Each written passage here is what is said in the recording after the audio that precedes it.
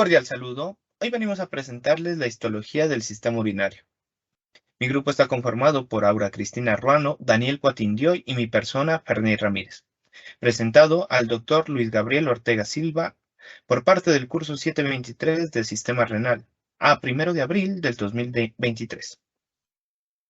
Tenemos que el riñón es una unidad funcional que nos ayuda a mantener la homeostasis corporal mediante la conservación de agua y electrolitos y la eliminación de desechos metabólicos. También ayuda a mantener equilibradas sustancias corporales como lo son el sodio, el potasio y el calcio. Además, se aprende que en el laboratorio se adquiere la capacidad de identificar estructuras microscópicas del riñón, su corteza y su médula. Además, estructuras que componen el uréter y vejiga, correlacionándolas con lo visto en clases impartidas por el docente. Encontramos funciones del riñón. Las primeras principales funciones del riñón es la eliminación de desechos, mantienen un equilibrio saludable de sales, aguas y minerales corporales, convierten la vitamina D, esto con el objetivo de reestructuración ósea. También encontramos que los riñones nos ayudan a la regulación de la presión arterial mediante el eje renina-angiotensina-aldosterona y la eliminación de excesos de líquidos del cuerpo. Nefrona. La nefrona es la unidad funcional y estructural del riñón. Su principal función es filtrar el plasma sanguíneo para regular la cantidad de líquido y de sustancias solubles en el organismo, excretando así lo que ya no es necesario y conservando lo que es necesario en el organismo. Bueno, el trayecto del plasma a través de la nefrona comienza cuando la arteria renal ingresa por el hilio renal hacia el interior del riñón. Esta arteria se va a ramificar en pequeñas arteriolas hasta que llega al corpúsculo renal, en donde va a ingresar la arteriola aferente con el plasma a ser filtrado. Este plasma se va a filtrar aquí en la membrana de filtración glomerular. El plasma filtrado se va a depositar en el espacio urinario y luego va a pasar a la primera porción tubular de la nefrona, que es el túbulo contorneado proximal. El túbulo proximal, a su vez, se divide en dos porciones, que es la porción contorneada y la porción recta, que va a formar parte del asa de Henle.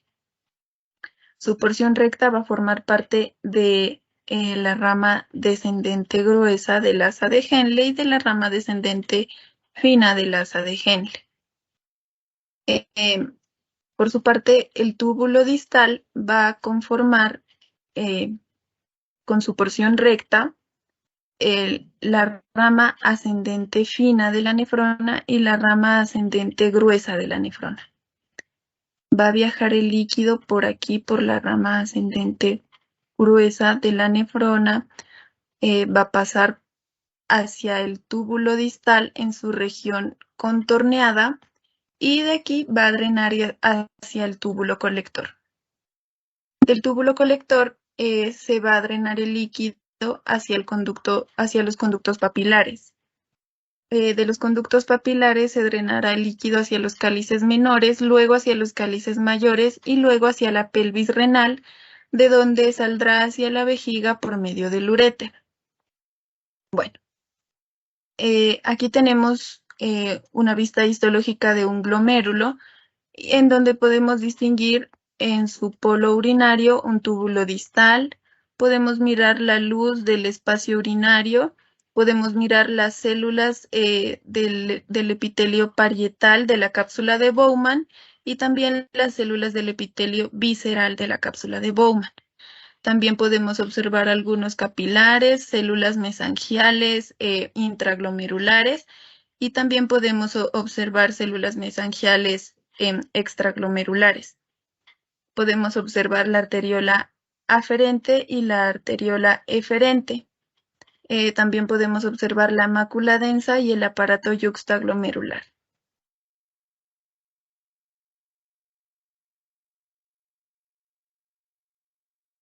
Bueno, aquí tenemos una visión del glomérulo más acercada, en donde podemos apreciar los núcleos de las células mesangiales, la matriz mesangial. También podemos observar las interdigitaciones podocíticas eh, o los procesos pediculares. Eh, También podemos observar la lámina basal. Podemos observar las fenestraciones en el endotelio, los núcleos de los podocitos y la membrana de filtración glomerular. También miramos aquí el endotelio y la lámina basal. Tenemos aquí una visión histológica del asa de Henle y miramos aquí rodeando el asa de Henle un vaso peritubular, un capilar peritubular, más en sí dicho. Observamos la porción descendente conformada proximal, la curvatura característica del asa de Henle y podemos observar la porción ascendente conformada por el túbulo recto distal. Y por aquí podemos ya observar el túbulo colector. Función del aparato yuxtaglomerular. Su principal función es que puede ayudar al control de la presión arterial, controlando la producción de renina y angiotensina. Túbulos de la nefrona. Iniciamos con el túbulo contorneado proximal. Este va a ser la parte más larga de la nefrona, también va a ocupar mayor parte en la corteza, teniendo así un inicio en el polo urinario. Su diámetro está aproximadamente entre 14 milímetros. Está formado por epitelio cúbico simple. En la imagen no se logra observarlo, pero lo que sí se logra observar es que en su superficie tiene su borde de cepillo. Seguimos con el túbulo contorneado distal, que realmente este es el más corto y delgado que el proximal. Está en la médula y asciende hacia la corteza. Encontramos la mácula densa también. Este finaliza eh, encima del corpúsculo hasta desembocar en el túbulo colector. El túbulo colector está formado por células epiteliales cúbicas, sin revete de cepillo, sin borde de cepillo, pero sí va a tener algunas vaginaciones, como lo miramos aquí en su superficie basal. Como tercero tenemos el asa de Henle, que se dice prácticamente que en los dos tipos de nefronas existen algunas características diferentes. Vamos a tener asas largas y asas cortas. En las asas cortas corresponden a los corpúsculos de la superficie y en las asas largas a los corpúsculos yuxtaglomerulares. La porción descendente del asa, su diámetro está aproximadamente entre unos 15 nanómetros. Su epitelio va a ser plano, no va a tener ribete de cepillo, no va a tener borde de cepillo, solo microvillosidades, que realmente en la imagen no se logra apreciar muy bien. Núcleo hacia la luz, como lo miramos aquí, y se suele confundir con capilares. En cuanto al túbulo colector, el túbulo colector corresponde a una región de transición entre el túbulo contorneado distal y el conducto colector. Estaría por acá. Ese va a estar formado por un epitelio simple de plano, como se observa aquí, acúbico. Discurre formando los rayos medulares, se unen unos a otros para conformar los conductos papilares de Beijing, que estarían por acá abajo, que se abren hacia el área cribosa a la punta de cada papila. También en este túbulo vamos a encontrar dos tipos de células, las células claras y las células oscuras o intercalares. En cuanto a las células claras, se dice que son planas, cúbicas y prismáticas. Y las oscuras o intercalares son cúbicas que en su membrana van a tener microvellosidades. Bueno, en cuanto a sus funciones, el túbulo contorneado distal, la estructura y la función de este túbulo depende de la distribución y de la absorción del sodio con la secreción de potasio. Aquí se produce la secreción tubular, el proceso mediante el cual los desechos y las sustancias en exceso, que no se filtran inicialmente hacia la cápsula de Bowman, se eliminan en la sangre para su excreción. Y el túbulo contorneado proximal va a ser el sitio en donde se da la reabsorción.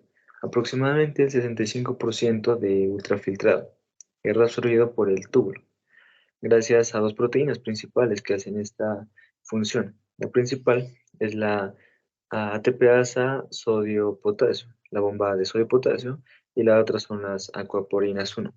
En el túbulo contorneado proximal también se reabsorbe casi la totalidad de los aminoácidos, los monosacáridos y los pequeños polipéptidos.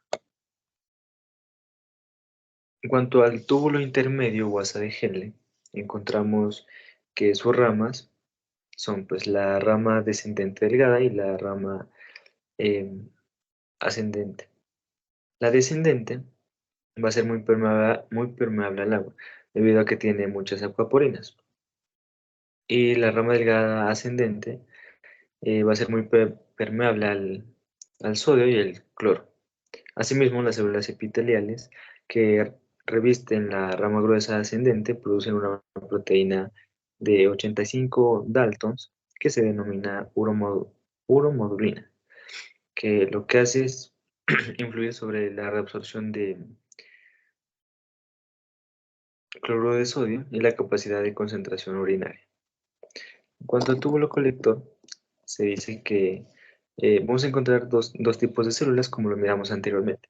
Las células principales van a ser responsables de la reabsorción de agua a favor del gradiente osmótico del intersticio renal, que actúa como prácticamente una hormona antidiurética. Y las células oscuras o intercalares ligadas al transporte de ácido-base. En las estructuras microscópicas del riñón, iniciamos hablando de su cápsula. La cápsula es la estructura que recubre todo el riñón y está junto a su corteza, como la podemos ver aquí en la imagen. En la corteza encontramos también glomérulos, túbulos distales y túbulos proximales y rayos medulares. Ahora, en la médula encontramos los túbulos colectores, que son por donde se desemboca eh, la orina. También encontramos la columna renal, la cual es la que divide a la pirámide renal. Encontramos también pirámides renales, la cual está conformada tanto por corteza y médula.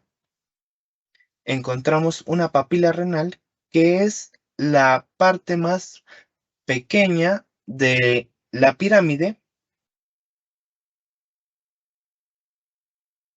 Encontramos un cáliz menor, el cual es donde se desemboca la orina y está junto a la papila renal. Encontramos corpúsculos renales, como el que podemos ver ahí señalado.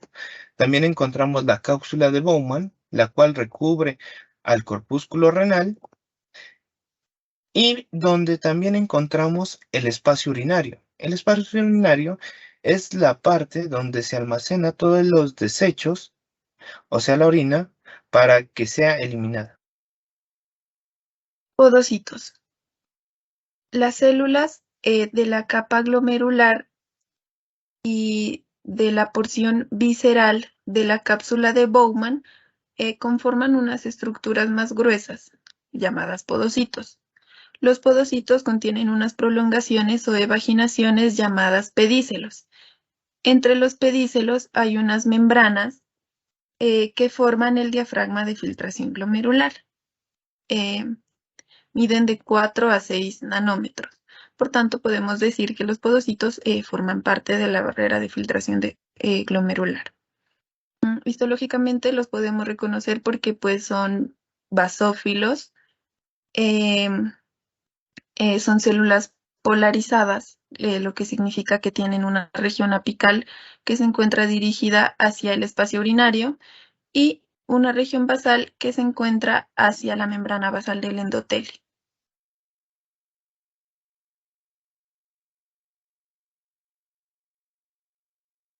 Mesangio. tenemos un mesangio intraglomerular y un mesangio extraglomerular.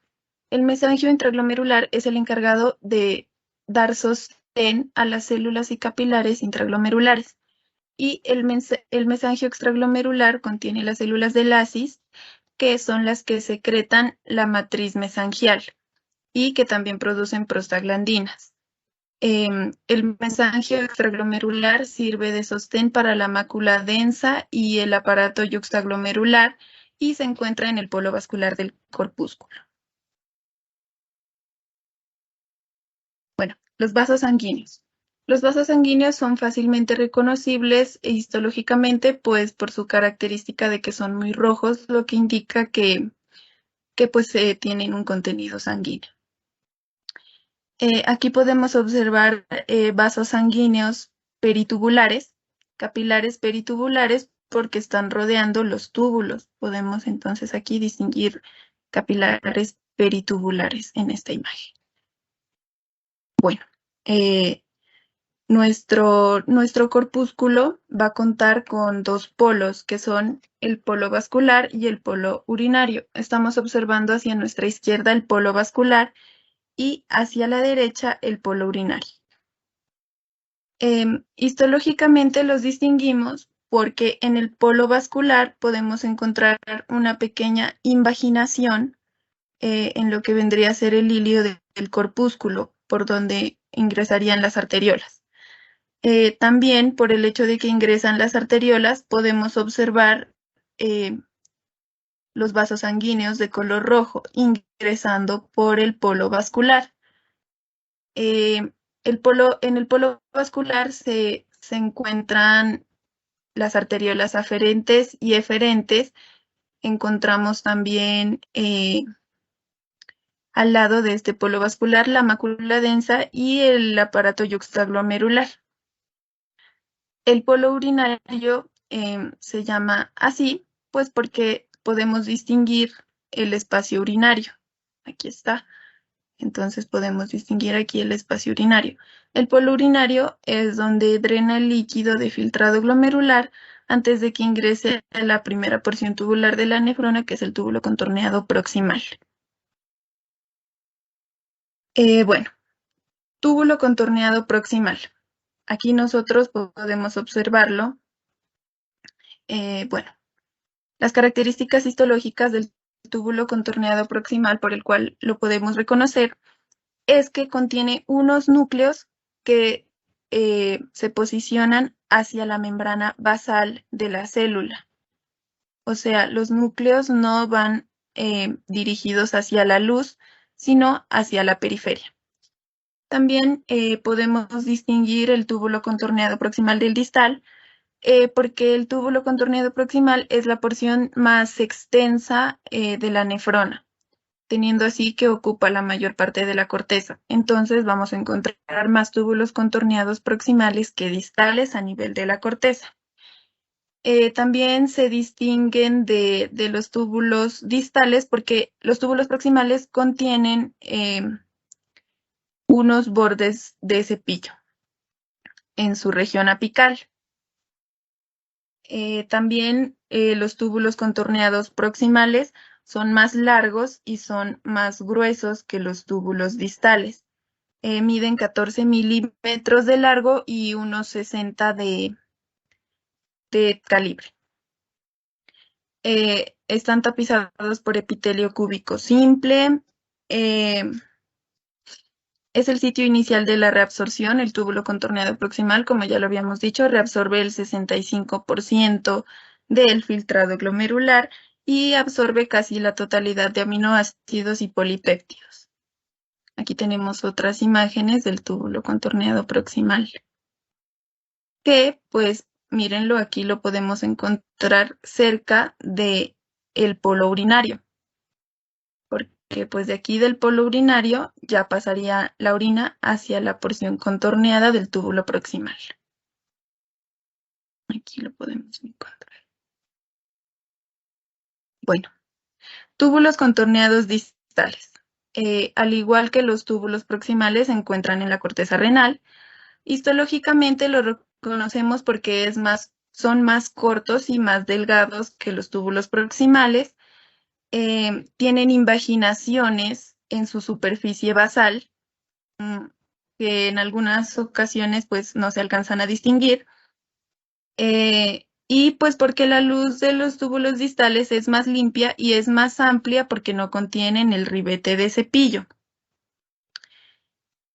Bueno, su porción contorneada está a nivel de la corteza y su porción recta también la podemos encontrar a nivel medular.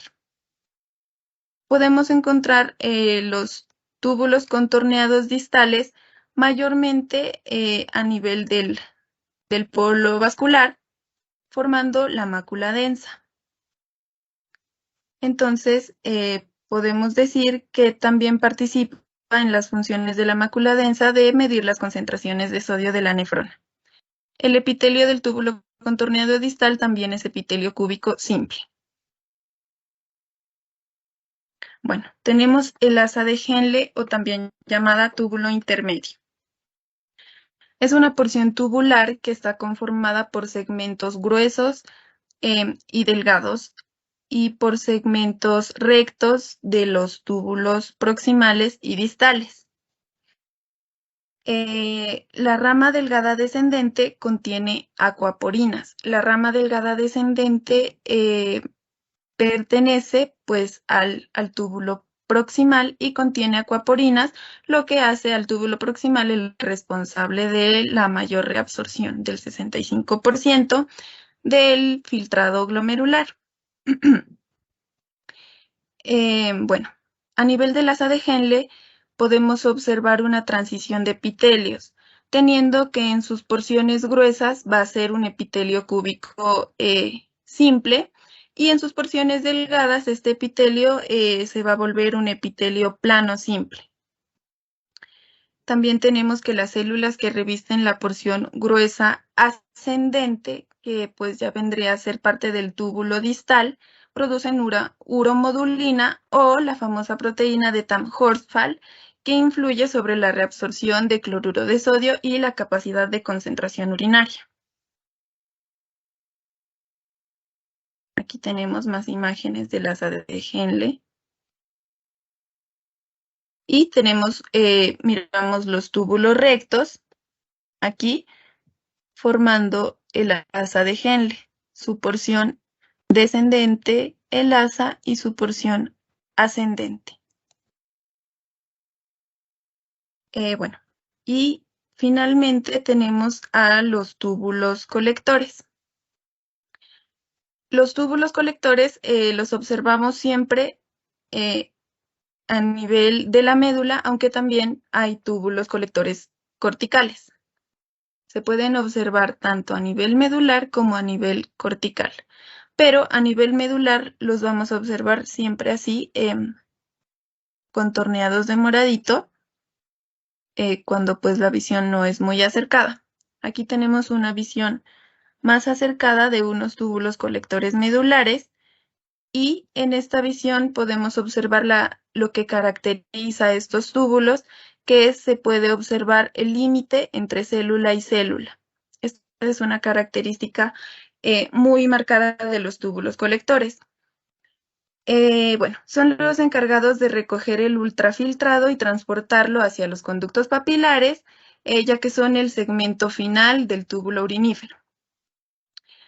Como decía, hay túbulos colectores corticales y hay túbulos colectores medulares, y estos difieren en sí por su epitelio, ya que a nivel de corteza el epitelio es cúbico simple y tenemos células intercaladas y células principales, teniendo predominantes a las células principales en 2/3 de la población celular y las intercaladas en 1/3. Bueno, las células principales son las que contienen los canales de aquaporinas, que son sensibles a la ADH y a la aldosterona. Estas células son las células diana de estas hormonas.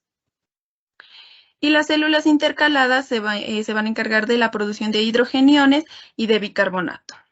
Bueno, pero luego cuando el túbulo colector pasa a la médula, va a haber esta transición de epitelios, en donde las células se van a alargar y van a pasar de cúbicas a cilíndricas. Y también van a haber menos células intercaladas. Y esto pasa a nivel de la papila cuando ya deja de ser corteza y pasa a médula. Se vuelven las células cilíndricas y disminuye la población de las células intercaladas, que son las responsables de producir el bicarbonato y los hidrogeniones. Y tenemos el intersticio renal, que está formado por epitelio conectivo denso, por tejido conectivo denso. Sus fibroblastos son capaces de sintetizar una hormona muy importante, que es la hormona eritropoyetina, que esta hormona es la encargada de darle el mensaje a la médula ósea para que haga la eritropoyesis, la producción de nuevos glóbulos rojos.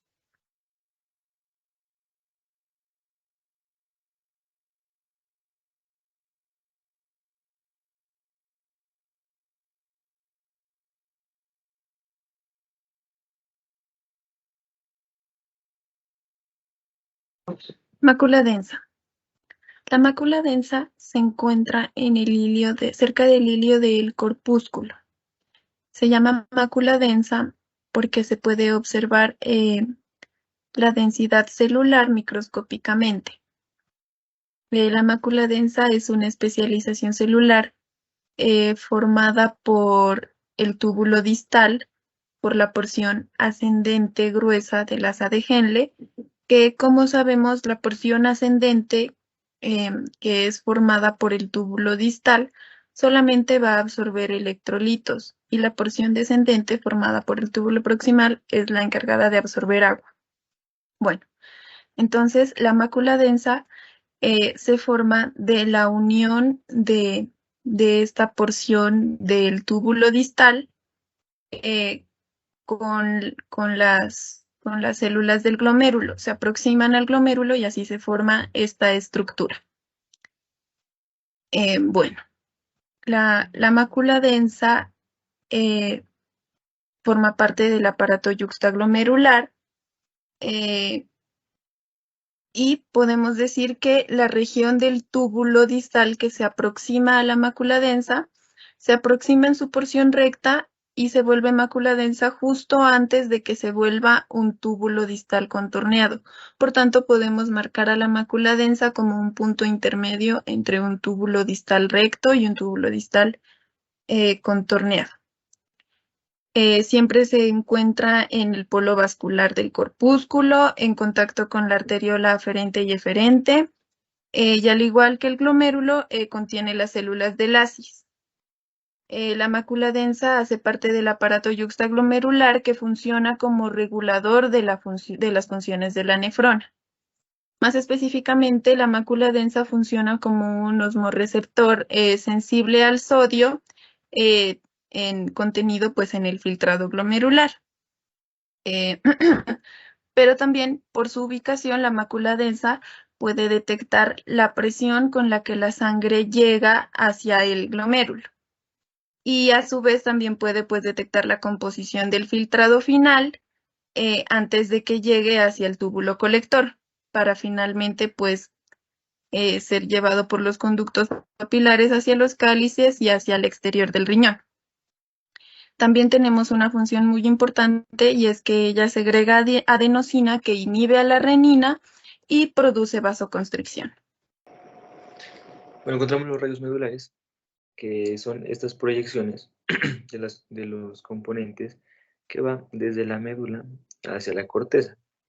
Consiste en porciones rectas de los túbulos arreglados en formas paralelas, como lo miramos en la imagen. El uréter. Bueno, como bien sabemos, encontramos diferentes componentes histológicos. Entre estas estructuras están la túnica de la mucosa, que ahorita lo vamos a mirar con detenimiento, la túnica muscular y la adventicia. En cuanto a la túnica de la mucosa, encontramos principalmente el epitelio de transición, que también se lo denomina como uroepitelio o urotelio, que ahorita ya lo vamos a mirar con claridad. Este uroepitelio o urotelio es muy interesante. Se llama de transición o transicional porque se pensaba que era una transición entre el epitelio plano estratificado y cilíndrico estratificado. Es en realidad un epitelio estratificado formado por numerosas capas de células. Aproximadamente se cree que va de entre 2 hasta 6 capas, dispuestas de un modo irregular.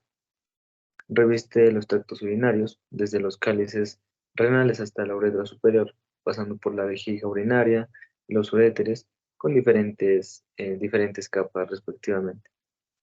El epitelio de transición evita el paso de agua, iones y moléculas entre la orina y los tejidos. También contiene en su superficie luminal proteínas llamadas uroplaquinas.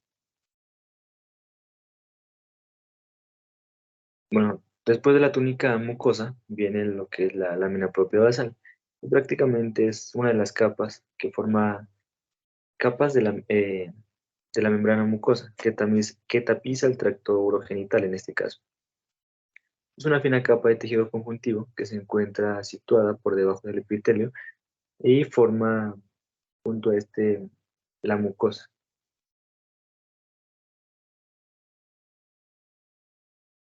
En la túnica muscular, en este caso, que es el uréter, vamos a encontrar dos tipos de tejido, por así decirlo, la longitudinal interna y la circular externa. La longitudinal interna, lo miramos aquí en la imagen,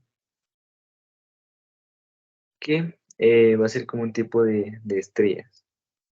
Y la circular externa, que son como fibras alargadas. Finalmente, en el uréter encontramos la túnica adventicia, que la verdad de esta capa no hay mucho que decir, solamente que está compuesta de tejido conectivo laxo. La vejiga. Cabe resaltar que algunas partes son parecidas a las estructuras del uréter. Por esta razón, pues las voy a pasar brevemente, que es como bueno, aquí tenemos una fotografía microscópica. Las mismas capas, túnica de la mucosa, el urotelio, que denominamos uroepitelio, la lámina propia. Pero ¿qué pasa aquí? En el uréter teníamos dos capas, solamente dos capas musculares, y en la vejiga tenemos tres capas. Longitudinal interna, circular externa y la longitudinal externa, como la miramos aquí. Finalmente, sería longitudinal externa, circular externa y longitudinal interna. Y la túnica adventicia.